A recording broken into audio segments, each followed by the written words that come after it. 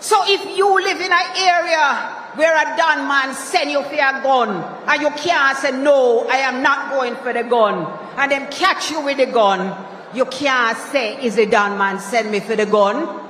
You have a mandatory 15 years.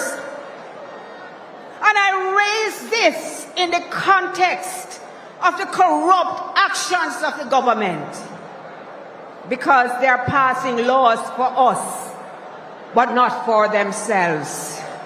And a tribalist political stance won't do it. Our opponents is not so much Labour Party.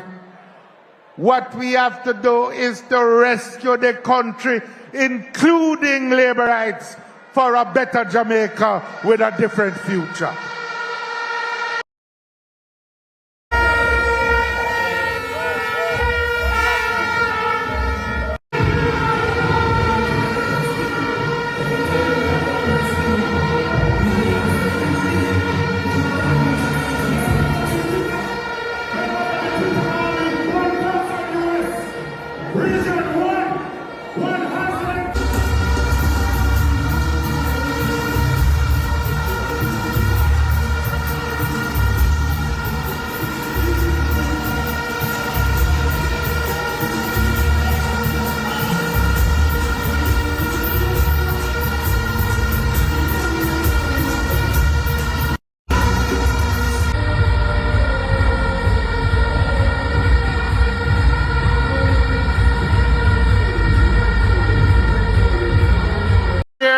Anything with the display of color, with the quality of enthusiasm and the show of energy like you have at a PNP conference.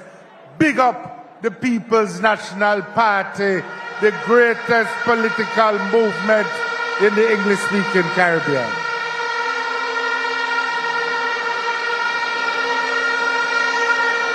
I can see that you are ready. I know that you're just waiting on them to name the date. And then you take out your orange shirt, and you take out your colors, and you take out your canvassers list, and you hit the highways and the byways to secure a victory for the People's National Party.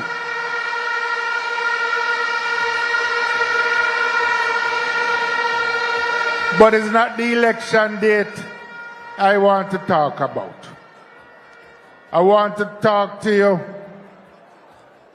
about a deeper encounter with destiny that is involved in these elections that are coming. The next elections, not just about changing one set of ministers for another set of ministers. It's not about replacing one set of office holders in all the agencies with another set of office holders. The next elections is about rescuing the country.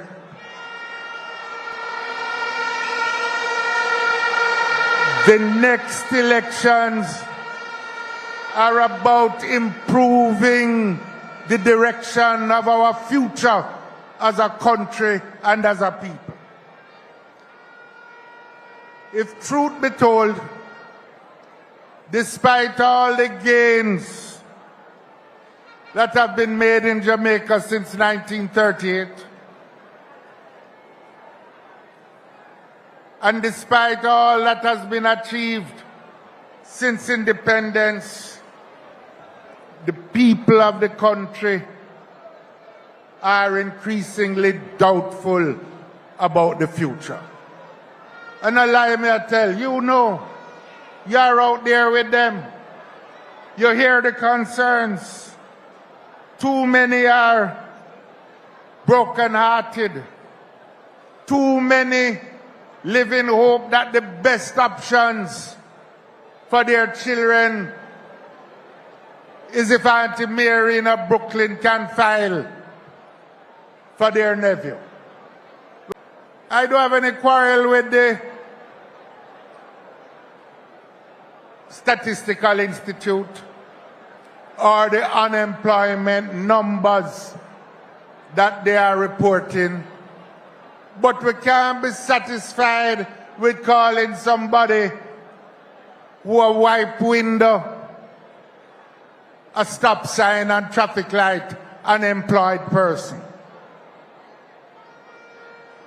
We can't call people who work 1 hour a week, according to what statin numbers say.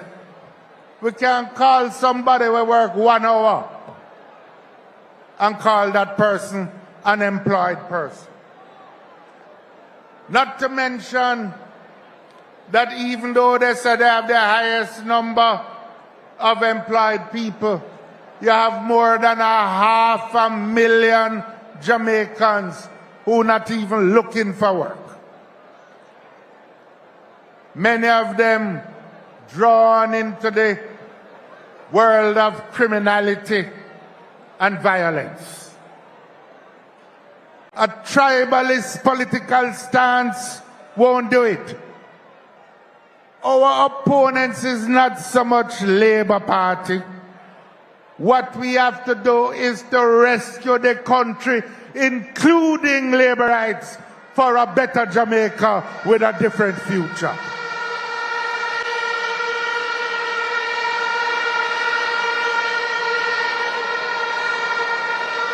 To inspire the people, to make them come with you, you have to convince them of your vision of the future. You have to demonstrate your honesty. At days like today at conference, and when she was Prime Minister, she did perhaps something that only she, in her unique way, could always do. She would cause anyone who felt any moment of being downtrodden, of being hopeless, of being forgotten, of being voiceless. Portia had a way with her own magnetism, her own gravity, her own love to bring us all in a space of hope and promise and determination.